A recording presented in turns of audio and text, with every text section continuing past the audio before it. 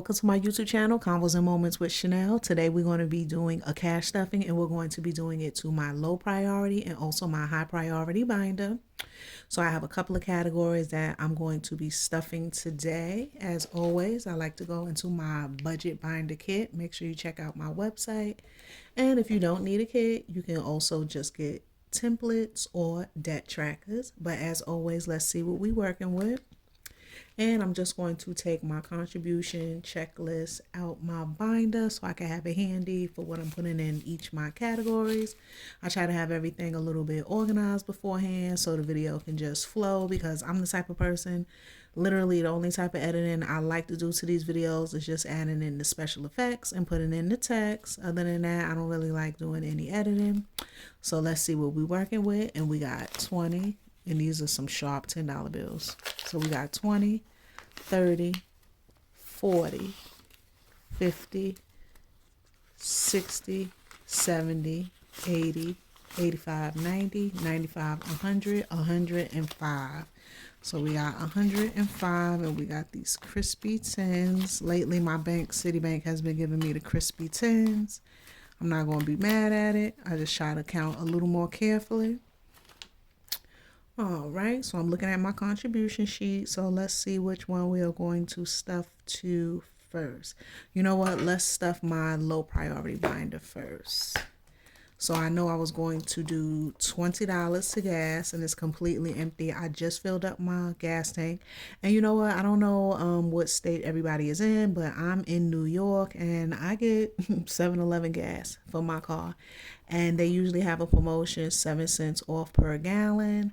And I've been filling up because I've been doing more and more notary appointments. So I actually got up to the point where I earned 37 cents off per gallon this month. So that was a nice little promotion to see. And usually my gas tank, I can really fill it up for $25 to $35, around that range. So we're just going to put $20 into gas. And I usually do my categories pretty much in order, like of the flow of my sheet. So next I was going to put $10 into household. And if you're not familiar, I do not count the money each time I do a stuffing. I usually count my money when I am finished with the goal amount, or I am halfway through, or if I'm trying to sort out an issue. I wanted to do $5 to birthday. And this is the crazy part.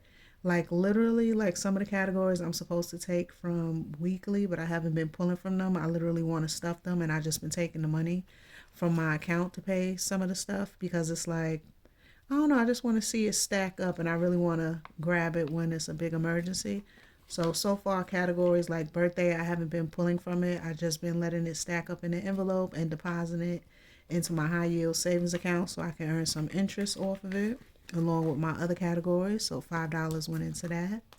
Then we're going to put $10 into the grocery related. This is things like snacks, fruit, little tidbits.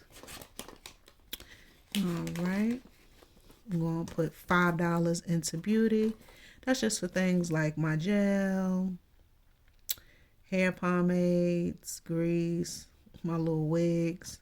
I'm not really big on spending a lot of money on my hair now. I have my natural hair, but I do like wearing wigs. So I keep it very low maintenance, and I don't like a whole lot of money to go to that category. That's just me. No, actually, hold on. It looks like grocery was getting 10, beauty was getting 5. See how low maintenance this is? It's not even getting 10, it's actually getting 5. So I caught that. Okay. And let's see what else we was going to do. We was going to do 5 to holiday. And you will see my envelopes are a mix of real money and prop money. I swap my money out, number 1 for safety. And then number 2, to make sure I gain interest, make sure y'all check out different high yield savings accounts. I have American Express. And you usually do the deposits and everything through whatever account you want at another bank, and you just do an external transfer. So that's what I do. So holiday got its 5. Then I was going to give 5 to vacation. I have an idea where I'm going to be going this year, but it's going to someone's wedding, and it's going to basically turn into a vacation for me because the wedding is just one day. but it's going to turn into a vacation for me, so that's nice. So we're going to put $5 towards vacation.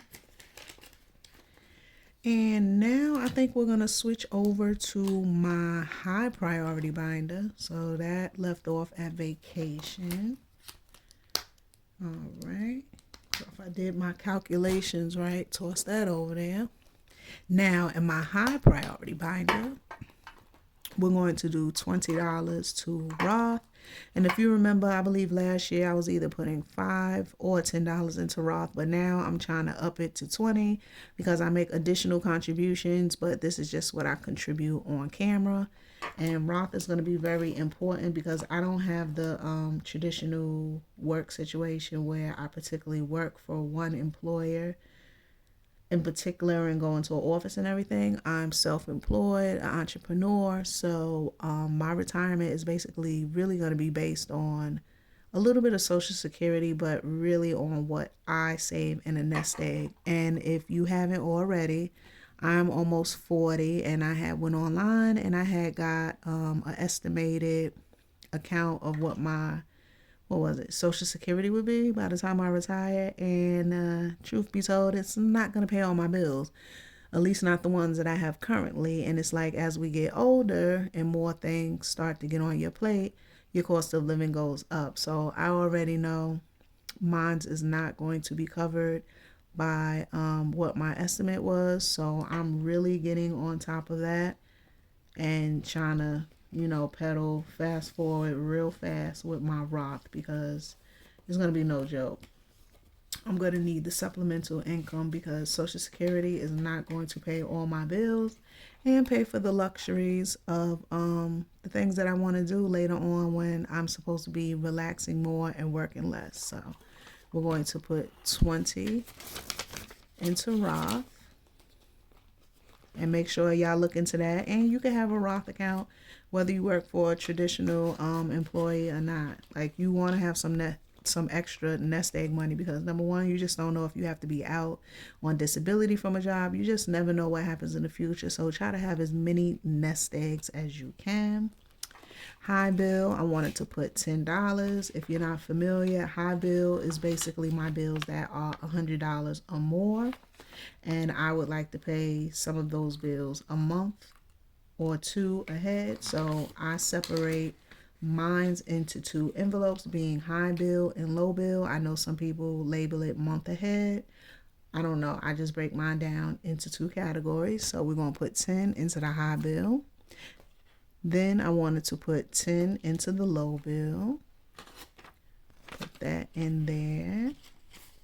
And then the last little 5 is going to go to my fur baby. If you're not familiar, that would be Ziggy. That is my Pomeranian. He's a male. And he has his own envelope because he has his own emergencies and his own goals that I want to accomplish. So I try to contribute regularly.